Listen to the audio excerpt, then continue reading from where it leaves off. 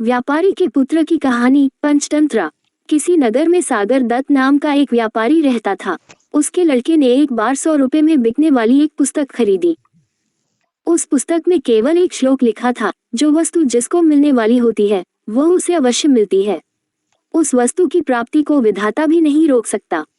अतएव मैं किसी वस्तु के विनष्ट हो जाने पर न दुखी होता हूँ और न किसी वस्तु के अनायास मिल जाने पर आश्चर्य ही करता हूँ, क्योंकि जो वस्तु दूसरों को मिलने वाली होगी वह हमें नहीं मिल सकती और जो हमें मिलने वाली है वह दूसरों को नहीं मिल सकती।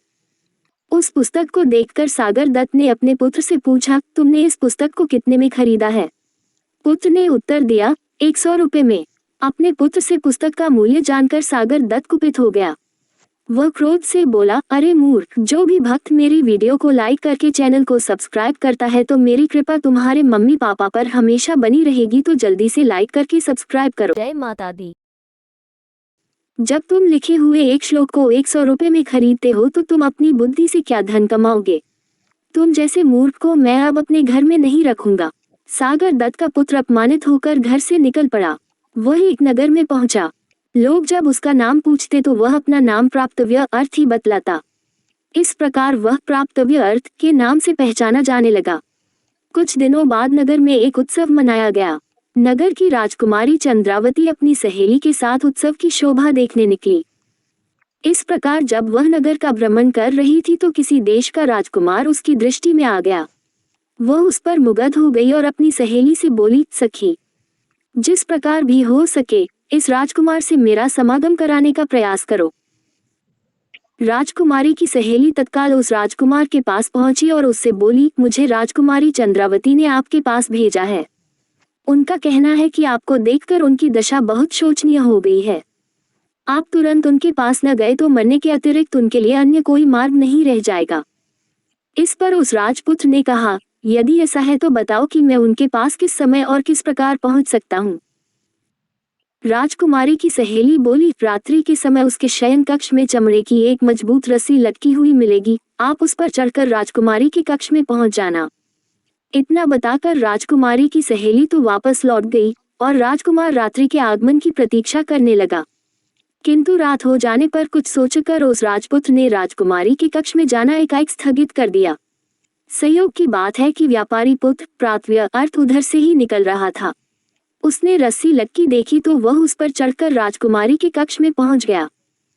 राजपुत्री ने भी उसको राजकुमार समझ उसका खूब स्वागत सत्कार किया, उसको स्वादिष्ट भोजन खिलाया और अपनी शैया पर उसे लिटाकर स्वयं भी लेट गई। व्यापारी पुत्र के स्पर्श से रोमांचित होकर उस राजकुमारी ने कहा, मैं आपके दर्शन मात्र से ही अनुरक्त होकर आपको अपना हृदय दे बैठी हूँ। अब आपको छोड़कर किसी और को पति रूप में वरण नहीं करूंगी। व्यापारी पुत्र कुछ नहीं बोला, वह शांत पड़ा रहा। इस पर राजकुमारी ने कहा, आप मुझसे बोल क्यों नहीं रहे हैं, क्या बात है? तब व्यापारी पुत्र बोला, मनुष्य प्राप्तक वस्तु को प्राप्त कर ही लेता है। ये सुनकर राजपुत्री को संदेह हो गया।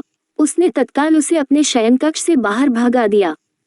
व्यापारी पुत्र वहां से निकलकर एक जीर्णशील मंदिर में विश्राम करने चला गया। संयोग की बात है कि नगर रक्षक अपनी प्रेमिका से मिलने उसी मंदिर में आया हुआ था। उसे देखकर उसने पूछा, आप कौन हैं? व्यापारी पुत्र बोला, मनुष्य अपने प्राप्तव्य अर्थ को ही प्राप्त करता है। नगर रक्षक बोला, ये तो निर्जन स्थान है, आप मेरे स्थान पर जाकर सो जाए। व्यापारी पुत्र ने उसकी बात को स्वीकार तो कर लिया, किंतु अर्धनिद्रित होने के कारण भूल से वह उस स्थान पर न जाकर किसी अन्य स्थान पर जा पहुंचा। उस नगर रक्षक की कन्या विनेवती भी किसी पुरुष के प्रेम में फंसी हुई थी। उसने उस स्थान पर आने का अपने प्रेमी को संकेत दिया हुआ था, जहाँ की प्राप्तव्य अर्थ पहुंच गया था। विनेवती वहां सोई हुई थी। उसको आते देखकर विनेवती ने यही समझा कि उसका प्रेमी आ गया है। वह प्रसन्न होकर उसका स्वागत सत्कार करने लगी।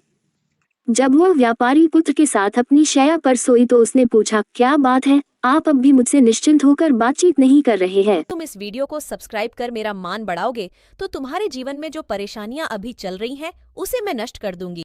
व्यापारी पुत्र ने वही वाक्य दोहरा दिया, मनुष्य अपने प्राप्तव्य अर्थ को ही प्राप्त करता है। विनेवती समझ गई कि बिना विचारे करने का उसको यह फल मिल रहा है। उसने तुरंत उस व्यापारी पुत्र को घर से बाहर जाने का रास्ता दिखा दिया। व्यापारी पुत्र एक बार फिर सड़क पर आ गया। तभी उसे सामने से आती एक बारात दिखाई दी। वरकीर्ति नामक वर बड़ी धूमधाम से अपनी बारात लेकर जा रहा था। वह भी उस बारात में शामिल होकर उनके साथ साथ चलने लगा। बारात अपने स्थान पर पहुंची, उसका खूब स्वागत सत्कार हुआ। विवाह का मुहूर्त होने पर सेठ की कन्या सज धज कर विवाह मंडप के समीप आई। उसी क्षण एक मदमस्त हाथी अपने महावत को मारकर भागता हुआ उधर आ पहुंचा। उसे देखकर भय के कारण सभी बाराती वर को लेकर वहां से भाग गए। कन्या पक्ष के लोग भी घबराकर घरों में घुस गए। कन्या उस स्थान पर अकेली रह गई। कन्या को भयभीत देखकर प्राप्तव्य अर्थ ने उसे सांत्वना दी, डरो मत, मैं तुम्हारी रक्षा करूंगा। ये कहकर उसने एक हाथ से उस कन्या को संभाला और दूसरे हाथ में एक डंडा लेकर हाथी पर पिल पड़ा। डंडे की चोट से भयभीत होकर वह हाथी सहसा वहां से भाग निकला। हाथी के चले जाने पर वरकीर्ति अपनी बारात के साथ वापस लौटा, किंतु तब तक विवाह का मुहूर्त निकल चुका था। उसने देखा कि उसकी वधू किसी अन्य नौजवान। आपने अभी तक चैनल को सब्सक्राइब नहीं किया है, प्लीज चैनल को सब्सक्राइब कर ले और लाइक कर दे। चलिए कहानी पर वापस चलते हैं। उनके साथ सत्कर खड़ी हुई है और नौजवान ने उसका हाथ थामा हुआ है। ये देखकर उसे क्रोध आ गया और अपने ससुर से बोला, आपने यह उचित नहीं किया। अपनी कन्या का हाथ मेरे हाथ में देने के स्थान पर किसी अन्य के हाथ में दे दिया है। उसकी बात सुनकर सेठ बोला, मुझे स्वयं भी नहीं मालूम कि यह घटना कैसे घटी। हाथी के डर से मैं भी तुम सब लोगों के साथ यहाँ से भाग गया था, अभी अभी वापस लौटा हूँ। सेठ की बेटी बोली, पिताजी, इन्होंने ही मुझे मृत्यु से बचाया है, अतः अब मैं इनको छोड़कर किसी अन्य के साथ विवाह नहीं करूंगी। इस प्रकार विवाद बढ़ गया और रात्रि भी समाप्त हो गई। प्रातःकाल वहां भीड़ इकट्ठी हो गई। राजकुमारी भी वहां पहुंच गई थी। विनयवती ने सुना तो वह भी तमाशा देखने वहां जा पहुंची। स्वयं राजा भी इस विवाद की बात सुनकर वहां चला आया।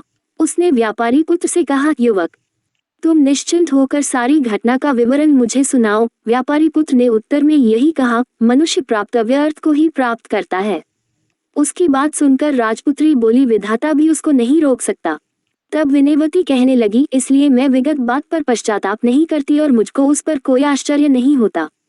ये सुनकर विवाह मंडप में आई सेठ की कन्या बोली, जो वस्तु मेरी है वह दूसरों की नहीं हो सकती। राजा के लिए ये सब पहेली बन गया था।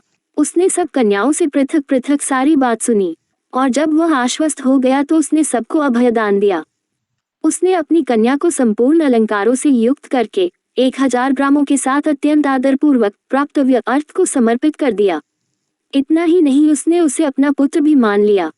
इस प्रकार उसने उस व्यापारी पुत्र को युवराज पद पर प्रतिष्ठित कर दिया। नगर रक्षक ने भी उसी प्रकार अपनी कन्या विनयवती उस व्यापारी पुत्र को सौंप दी। तीनों कन्याओं से विवाह कर व्यापारी पुत्र आनंद पूर्वक राजमहल में रहने लगा।